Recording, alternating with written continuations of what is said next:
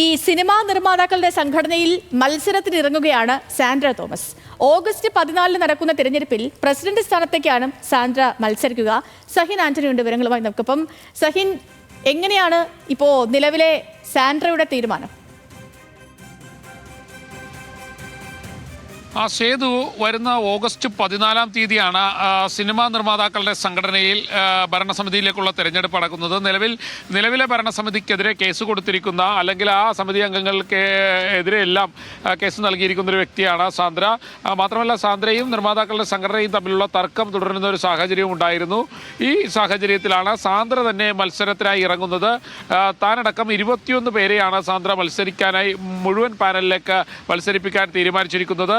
ഇന്ന് രാവിലെ 10:30 സാന്ദ്ര മത്സരിക്കുന്നതിന് വേണ്ടിയുള്ള നാമനിർദ്ദേശ പത്രിക നൽകും. എന്തായാലും സാന്ദ്രയുടെ ഈ മത്സരം കടുത്ത പോരാട്ടം നിർമ്മാതാക്കളുടെ സംഘടനയിൽ ഉണ്ടാക്കുമെന്നുള്ളതാണ് മനസ്സിലാക്കാൻ കഴിയുന്നത്. നിലവിൽ നിർമ്മാതാക്കളുടെ സംഘടനയിൽ വലിയ മത്സരങ്ങളൊന്നും നടക്കില്ലായിരുന്നു. പക്ഷേ സാന്ദ്ര മത്സരിക്കാൻ ഇറങ്ങുന്നതോടുകൂടി ശക്തമായ മത്സരത്തിന് ഒരു സാധ്യതയാണ് കാണുന്നത്. സേതു. ഓക്കെ.